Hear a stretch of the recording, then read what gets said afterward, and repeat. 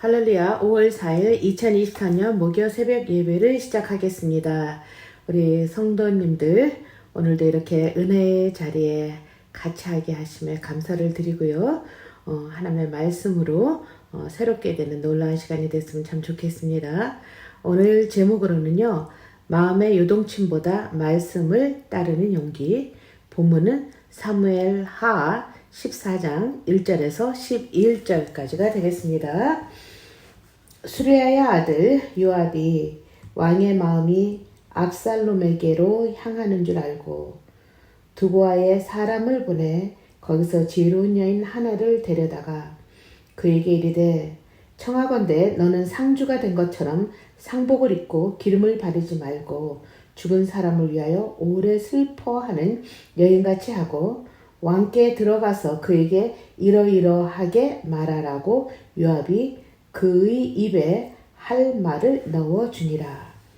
두고아의 여인이 왕께 아랠 때에 얼굴을 땅에 대고 엎드려 이르되 왕이여 도우소서 하니 왕이 그에게 이르되 무슨 일이냐 하니라. 대답하되 나는 진정으로 가부니이다. 남편은 죽고 이 여종에게 아들 둘이 있더니 그들이 들에서 싸우나 그들을 말리는 사람이 아무도 없으므로 한 아이가 다른 아이를 쳐 죽인지라. 온 족속이 일어나서 당신의 여종 나를 핍박하여 말하기를 그의 동생을 쳐 죽인 자를 내놓으라. 우리가 그의 동생 죽인 죄를 갚아 그를 죽여 상속자 될 것까지 끊겠노라 하오니 그러한즉 그들이 내게 남아있는 숯불을 꺼내서 내 남편의 이름과 씨를 세상에 남겨두지 아니하겠나이다 하니 왕이 여인에게 이르되 내 집으로 가라. 내가 너를 위하여 명령을 내리리라 하는지라. 두고아 여인이 왕께 아뢰되 내 주 왕이여 그 죄는 나와 내 아버지의 집으로 돌릴 것이니 왕과 왕이는 허물이 없으리이다. 왕이 이르되 누구든지 내게 말하는 자를 내게로 데려오라. 그가 다시는 너를 건드리지 못하도록 하니라. 여인이 이르되 청하건대 왕은 왕의 하나님 여호와를 기억하사 원수 갚는 자가 더 죽이지 못하게 하옵소서. 내 아들을 죽일까 두렵나이다 하니 왕이 이르되 여호와께서 살아계심을 두고 맹세하노니 내 아들 머리카락 하나도 땅에 떨어지지 아니하리라 하니라. 아멘. 오늘 이야기는요. 지금 계속해서 다윗가에 지금 엄청난 일이 벌어졌었죠. 어쨌든 죄를 짓고 그 죄에 대한 잘못을 회개하였다 해도 죄에 대한 대가는 지불되어야 하는 것이 하나님의 공의입니다.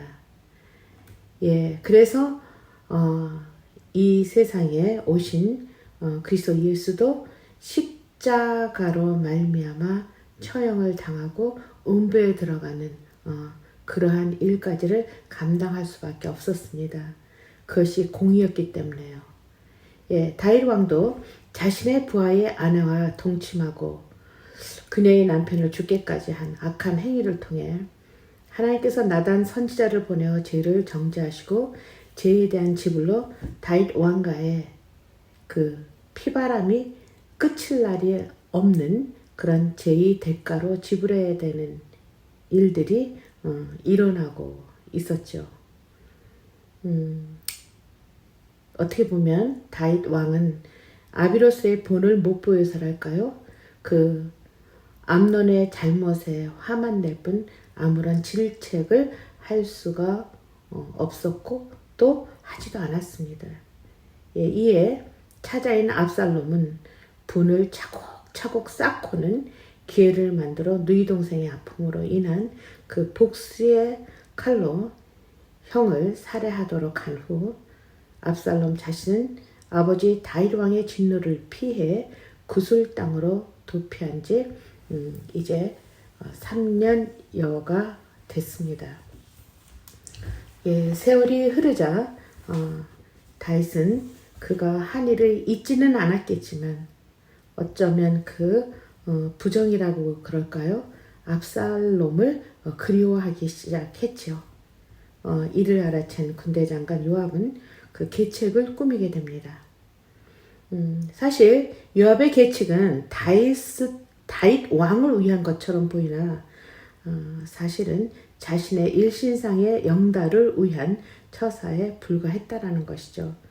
뒷절에 보면 알게 됩니다. 예, 요압의 장군의 음흉한 동기로 여기 이 드고아라고 하는 뜻은요, 손뼉을 마주치다라는 그런 히브리 원어 뜻을 가지고 있다고 해요. 예, 그런 지역으로 요압 장군의 그 고향이에요. 고향에서 8km 지점 떨어져 있는 곳으로서 아모스 선지자의 고향이기도 합니다. 아무튼 여기에서 지혜로운이라고 하는 것은 강교나 깨로 해석이 돼야 될 것 같고요. 또 이것은 해석의 방향에 따라 좋은 영향을 줄 수도 있고 나쁜 영향을 줄 수도 있겠죠. 어찌됐든 그 지혜롭다는 그 여인의 소문을 들은 요압 장군은 그 자신의 계책을 스토리로 꾸미죠.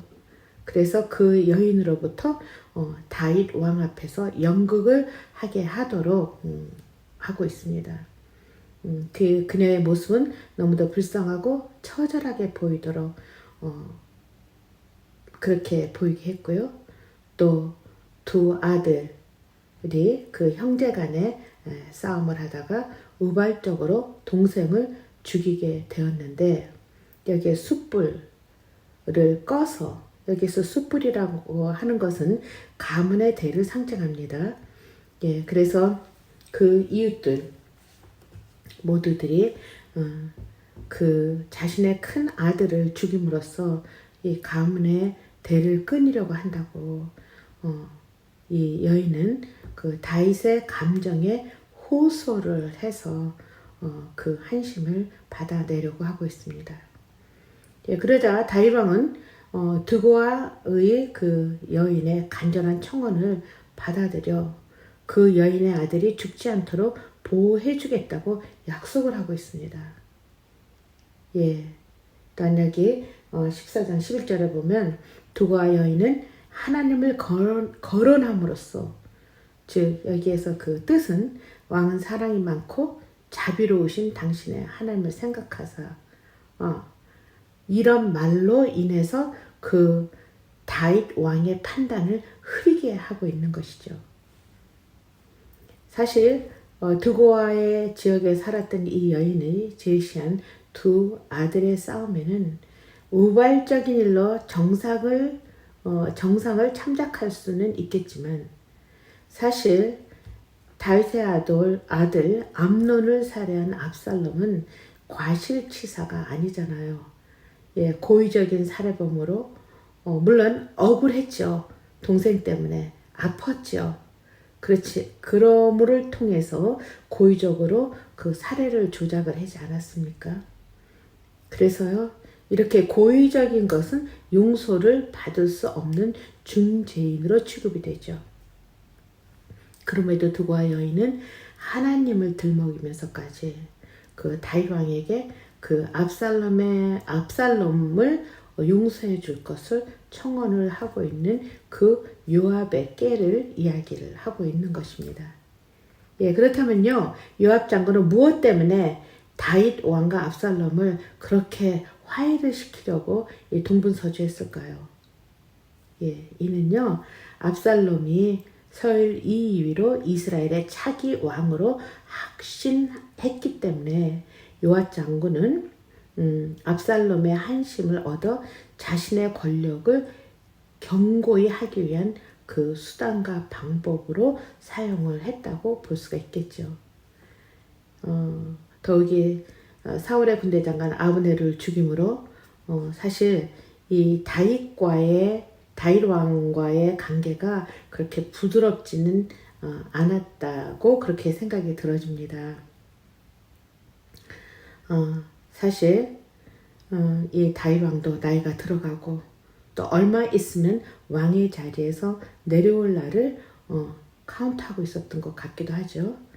예, 어찌됐든 이렇게 볼 때 요압의 계책은 순수한 왕과 압살롬의 화해로 볼 수 없다라는 것이죠. 예. 그럼에도 그 계획은 성공을 하게 됩니다.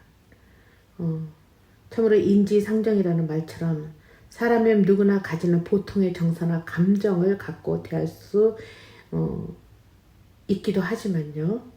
나라를 이끌어가는 왕으로서 그 치우친 연민과 동정심은 그 원칙에서 벗어나게 되죠. 인간이 가지고 있는 그러한 것이 아니라 하나님의 법에 어긋난 것이라고 하는 것을 인식을 하지 못한 것처럼 보여요.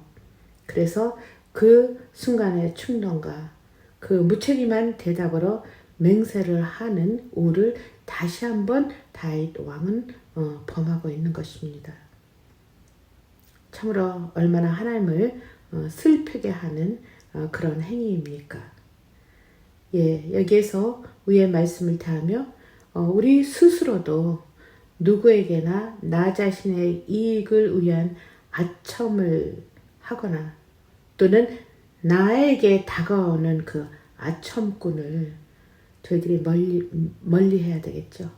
그리고 교활한 말과 또는 뇌물이라고 할까요?